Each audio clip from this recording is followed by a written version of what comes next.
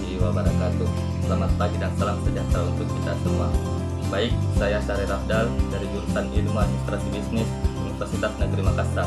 Di sini saya akan menjelaskan terkait dengan proposal usaha yang ingin saya jalankan ke depannya. Adapun nama usaha saya yaitu CVI Mario Mineral. Hal yang melatar belakangi sehingga saya ingin merencanakan usaha saya itu, saya melihat di era yang serba modern ini, kehidupan masyarakat dituntut untuk serba cepat dalam segala bidang, tak terkecuali dalam urusan makan dan minum. Urusan minum, masyarakat sudah lebih memilih air minum yang praktis, higienis dan ekonomis, dan sudah sedikit enggan untuk memasak sendiri dikarenakan biaya bahan yang semakin mahal. Dari hal tersebutlah yang menginspirasi saya untuk mendirikan sebuah usaha mandiri itu, yang mendirikan usaha depot air minum isi ulang yang kami beri nama Mario Mineral. Mario sendiri berasal dari bahasa Bugis yang berarti senang. Jadi dapat kita simpulkan bahwa Mario Mineral itu senang dengan air mineral. Selanjutnya kita masuk pada prospek pasar. Kita bisa lihat pada layar. Adapun prospek pasar, masyarakat yang menjadi target dalam usaha ini diantaranya anak-anak, remaja maupun orang tua.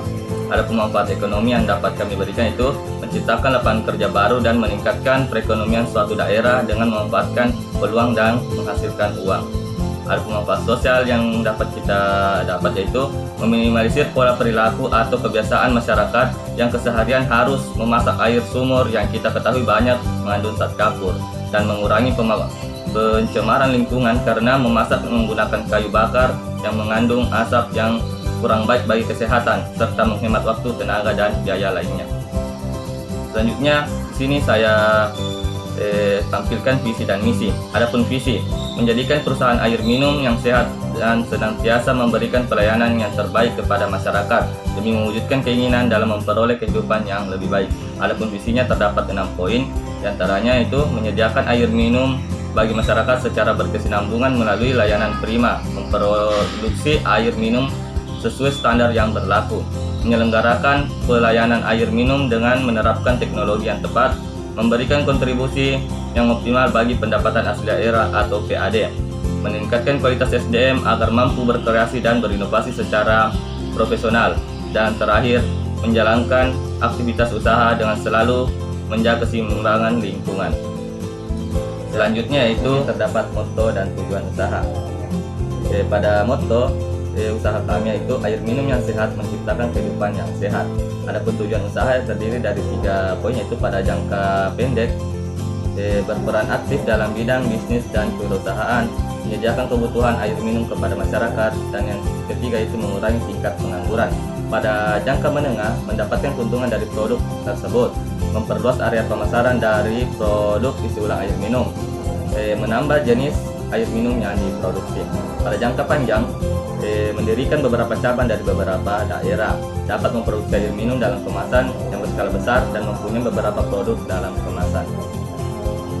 Adapun aspek pasar dan pemasaran. Pada aspek pasar, masyarakat sekitar tempat usaha sebagian besar telah menggunakan produk ulang air minum. Semakin meningkat pertumbuhan penduduk, maka kebutuhan air minum akan semakin meningkat. Pada struktur pasar, usaha pengisian air ulang air minum, kebutuhan akan air bersih semakin meningkat. Semakin padat penduduknya, maka akan semakin tinggi permintaan akan air minum. Selanjutnya, termasuk pada analisis SWOT. Di sini pada poin strength atau kekuatan terdapat diproduksi dari air yang berkualitas. Pelayanan terbaik pasti akan kami berikan. Pada poin weakness atau kelemahannya itu mungkin saja terdapat adanya usaha baru yang sejenis. Pada opportunities atau peluang, tingkat permintaan tinggi karena kebutuhan air minum semakin meningkat. Pada poin threat atau ancaman yang bisa saja terjadi itu berubahnya kondisi perekonomian. Jika musim hujan, maka permintaan akan semakin berkurang. Bisa kita lihat pada slide selanjutnya itu analisis permintaan dan penawaran. Jumlah permintaan terhadap perusahaan tergantung dari cuaca. Biasanya pada musim kemarau, maka permintaan akan semakin meningkat. Begitupun sebaliknya, jika musim penghujan, maka permintaan akan semakin menurun. Selanjutnya kita masuk pada proyeksi permintaan. Di sini terdapat 3 perkiraan yang bisa saja terjadi, yaitu pada cuaca baik, sedang, dan buruk. Pada cuaca baik, produksi per hari 80, per minggu 560, dan per bulannya 2400. Sedangkan jika cuaca sedang 50 untuk per hari, per minggu 350, dan per bulannya 1500. Dan kemungkinan jika cuaca buruk dapat kita perkirakan bahwa untuk per harinya 30, dan per minggu 210, dan per bulannya 900. Dan untuk peluang usaha untuk air minum isi ulang ini sangat luas, dari kalangan masyarakat bawah hingga atas. Bisa menjadi target pasar. Dengan pangsa pasar yang luas itu, maka peluang bisnis juga akan terbuka lebar. Yang menjadi target pasar di sini adalah masyarakat setempat lokasi usaha, masyarakat umum, dan pengusaha rumah makan. Termasuk pada aspek operasional. Sini terdapat dimensi produk. Produk di dalam bisnis ini adalah isi ulang air minum, yaitu air mineral dikemas dengan galon isi ulang. Kedua yaitu kegunaan atau fungsi produk. Kegunaan atau fungsi produk adalah konsumsi, yaitu yang dibeli digunakan oleh konsumen akhir atau pemakai akhir. Selanjutnya kita masuk pada perlengkapan dan kebutuhan. Di sini terdapat kebutuhan tempat.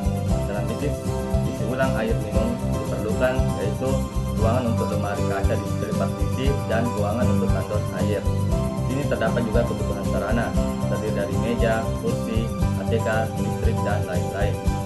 Selanjutnya kita masuk pada analisis dampak dan resiko usaha. Ini pada dampak terhadap masyarakat sekitar itu mempekerjakan masyarakat sekitar berkomitmen untuk masa depan yang berkelanjutan. Pada analisis risiko, kecelakaan kerja, perusahaan produk, dan persaingan ketat. Pada antisipasi risiko usaha itu asuransi dan buka cabang. Kita masuk pada aspek organisasi dan SDM. Ini nama perusahaan CV Madu Mineral, sistem manajemen dengan manajemen penjualan konsumen langsung maupun salesman marketing. Pada struktur organisasi perusahaan, ownernya itu saya sendiri, Syahrir Afdal, dan rekan saya itu Bustan, dan bagian pemasaran saudara Bustan, dan bagian admin saya sendiri, Syahrir Afdal. Pada karyawan itu saya memilih 2 karyawan atau tenaga kerja yang dibutuhkan. Pada job description atau job specification ini terdiri dari pemasaran, administrasi, karyawan, dan lain-lain. Pada sistem penggajian, nah di sini pada sistem penggajian yang kami lakukan diserahkan per bulan sekali dengan gaji per bulan karyawan yaitu 750.000 per karyawan. Yang kita masuk pada aspek keuangan. Ini terdapat kebutuhan modal investasi 61 juta, operasional dan lain-lain 3.745.000. Total kebutuhan modal 64.745.000. Nah, sumber dana modal yaitu modal pribadi 10 juta, maka kekurangan modal itu 54.745.000. Selanjutnya terdapat peralatan bangunan. Kita dapat lihat pada slide terdiri dari daya bangunan, mesin, galon, sepeda motor dengan total kebutuhan yaitu 61 juta rupiah.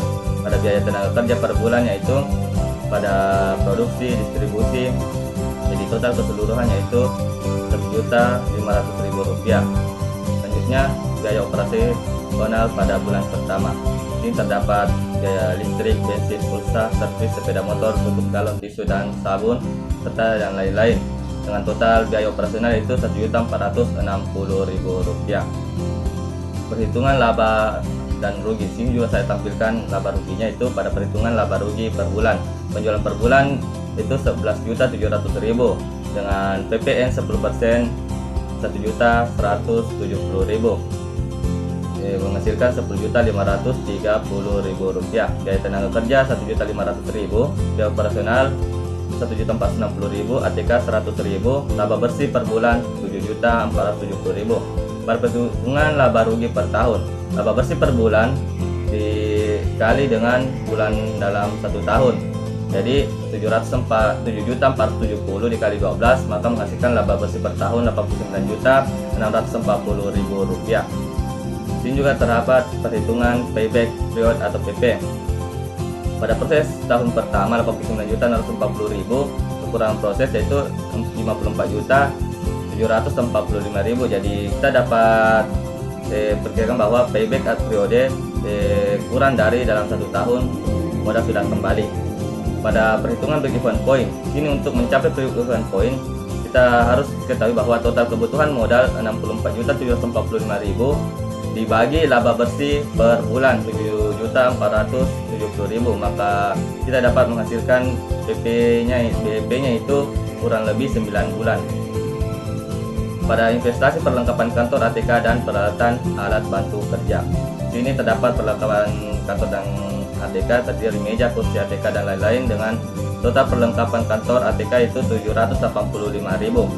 Total kebutuhan modal kerja per bulan pada tahun pertama terdiri dari biaya tenaga kerja, biaya operasional, investasi perlengkapan kantor ATK dan lain-lain total Rp3.745.000. Perhitungan penjualan langsung per bulan. Jenis penjualan konsumen 5.000 dan untuk warung 4.000. Dengan perharinya kita dapat produksi yaitu 30 untuk konsumen, 60 untuk warung, dengan jumlah total per bulannya itu Rp11.700.000. Perhitungan penjualan langsung per tahun. Penjualan langsung per bulan 11.700.000 kita kali dengan bulan dalam 1 tahun yaitu 12 bulan menghasilkan Rp140.400.000.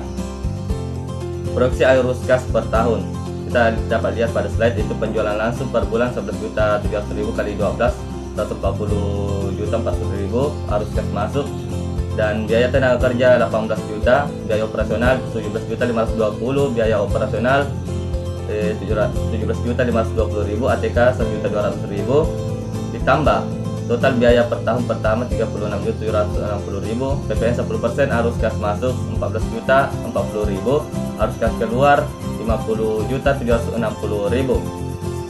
arus kas operasional 89.640.000, hingga saldo kas akhir yaitu Rp89.640.000.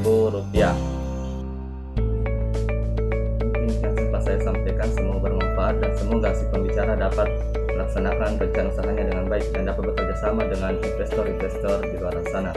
Wassalamualaikum warahmatullahi wabarakatuh.